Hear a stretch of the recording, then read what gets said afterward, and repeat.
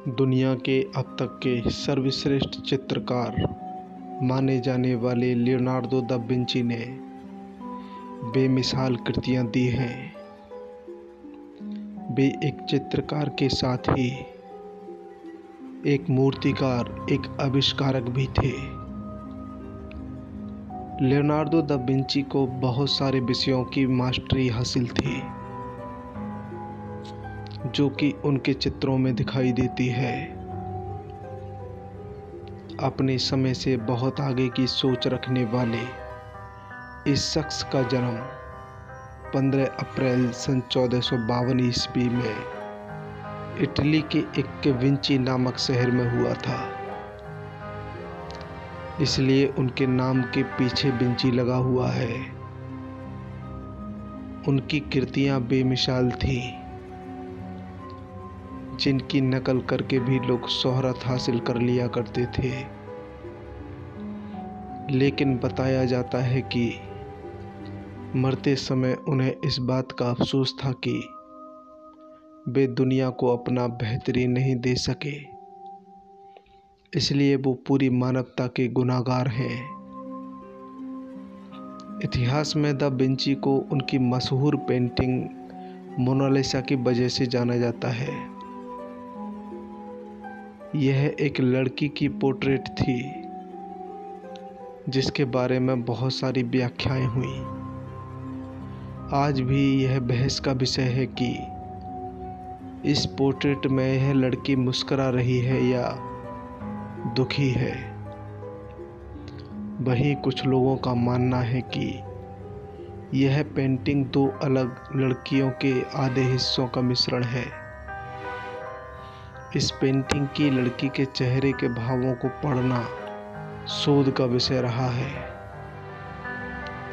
लेकिन मोनालिसा के अलावा उनकी बहुत सी कृतियां प्रसिद्ध हुई, जिनमें द लास्ट सपर ऐसी पेंटिंग थी जिसकी दुनिया में सबसे ज़्यादा अनुकृतियां बनी। उनकी विट्रूवियन मैन भी एक महान धरोहर मानी जाती है, जो मनुष्य के शरीर विज्ञान के बारे में जानकारी देती है। दा विंची एक चित्रकार और मूर्तिकार ही नहीं थे। उनकी चित्रकारी में बहुत से विषयों की गहराई झलकती है। उन्होंने उस जमाने में उड़ने वाली मशीनों, सौर ऊर्जा से चलने वाले यंत्रों और ऐसी कई चीज़ों की कल्पना कर उनके चित्र बनाए थे, जो उस जमाने में कोई सोच भी नहीं पाता था। उन्होंने कई खोजें भी की, जिनका संबंध वास्तुकला, सिविल इंजीनियरिंग, भूगर्भ विज्ञान, प्रकाशिकी, जीव विज्ञान, जलगतिकी जैसे विषयों से था। लेकिन उनके आविष्कारों को उन्होंने कभी प्रकाशित नहीं कराया। शरीर विज्ञान पर तो उनकी जानकारी के बहुत से लोग कायल थे। उन्होंने अस्पतालों में मौजूद शवों के जरिए शरीर की संरचना का अध्ययन किया और उनके 240 चित्र बनाए। लियोनार्दो की चित्रकारी की शिक्षा पूरी होने के बाद उन्होंने अपने गुरु बेरुचियो के साथ जीसस क्राइस्ट के बैप्टिज्म की तस्वीर बनाई। यह तस्वीर बेरुचियो के जीवन की सबसे बेहतरीन पेंटिंग थी। इसे बनाने में लियोनार्दो ने ऑयल पेंटिंग की जिन तकनीकों का सहारा लिया, उसे पहले किसी दूसरे चित्रकार ने इस्तेमाल नहीं किया था। अपने शिष्य की प्रतिभा को देखकर बेरुचियो ने हमेशा के लिए अपना पेंटिंग ब्रश नीचे रख दिया और चित्रकारी से संन्यास ले लिया था। पेंटिंग बनाते वक्त विंची आउटलाइन नहीं बनाते थे। अगर तस्वीर को जूम करके देखें तो बैकग्राउंड और मोनालिसा के शरीर को अलग करती हुई कोई लाइन नहीं है। इस तकनीक को स्फुमातो कहा गया। और इसी पेंटिंग स्टाइल की वजह से विंची उस समय खूब पॉपुलर हुए। लियोनार्डो दा विंची एक ही बार में अपने एक हाथ से लिख सकते थे और दूसरे हाथ से चित्र बना सकते थे। आज की वैज्ञानिक जांच से यह पता चला है कि मोनालिसा पेंटिंग में विंची ने कुछ शब्द छुपा के लिखे थे, जिनका हिंदी में मतलब होता है उत्तर यहाँ है। इससे यह भी पता चलता है कि विंची इस तस्वीर में छुपा मैसेज बताना चाहते थे, पर इससे पहले ही वह ईश्वर को प्यारे हो गए। हाल ही में एक वेबसाइट पैरानॉर्मल क्रूसिबल ने बताया कि मोनालिसा की पेंटिंग में एक एलियन छुपा हुआ है। यह बात कितनी सच है और कितनी झूठ है, इस बात की अभी तक पुष्टि नहीं हो पाई है। परंतु जब हम मोनालिसा की पेंटिंग को उसके मिरर इमेज से जोड़ते हैं तो हमें एक एलियन जैसी एक आकृति मिलती है, और यह बात तब सोचने पर मजबूर कर देती है कि यह आकृति वहीं पर बनती है जहां पर विंची ने लिखा था उत्तर यहाँ है। ऐसा कहा जाता है कि लियोनार्डो दा विंची को मोनालिसा के होठों को बनाने में 12 साल का समय लग गया।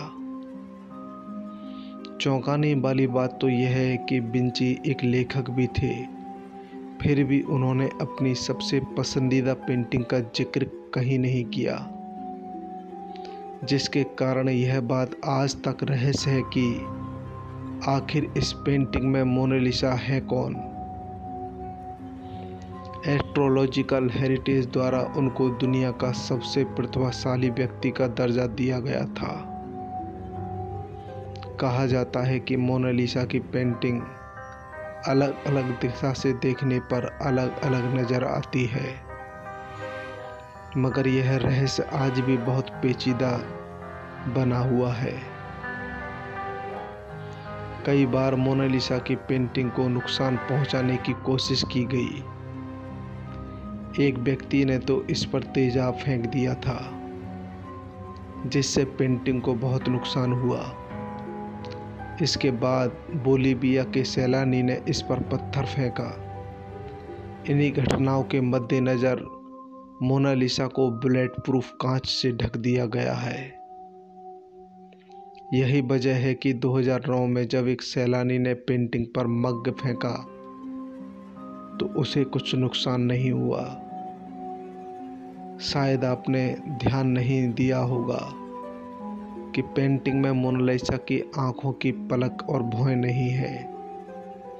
विंची ने पलक और भौहें बनाए थे, पर समय के साथ भी गायब हो गए।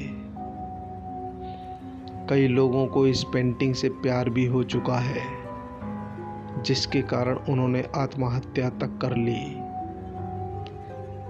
इसका उदाहरण है जब 1852 में एक ल्यूक मास्परो ने बिल्डिंग के चौथी मंजिल से छलांग लगाकर आत्महत्या कर ली थी, और उन्होंने अपने सुसाइड नोट में लिखा था कि मैं मोनालिसा की खूबसूरत स्माइल से उभर नहीं पा रहा हूँ और मेरे पास आत्महत्या करने के अलावा दूसरा और कोई विकल्प भी नहीं है।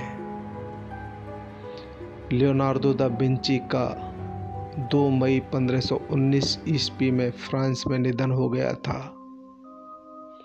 लाइफ फ्रॉम बिगिनिंग के मुताबिक उनके अंतिम शब्द थे, मैं ईश्वर और समस्त मानव जाति का गुनहगार हूँ। मेरा काम गुणवत्ता के उस स्तर तक नहीं पहुँच पाया जहाँ उसे पहुँचना चाहिए था। काम की उत्कृष्टता के प्रति ऐसी लगन उन्होंने जीवन भर दिखाई जो हमेशा ही दिखाई दी। आज का वीडियो कैसा लगा कमेंट बॉक्स में ज़रूर बताएं। यदि आपको इस तरह के वीडियो देखना पसंद है तो चैनल को सब्सक्राइब कर बेल आइकन ज़रूर प्रेस करें। पूरा वीडियो देखने के लिए धन्यवाद।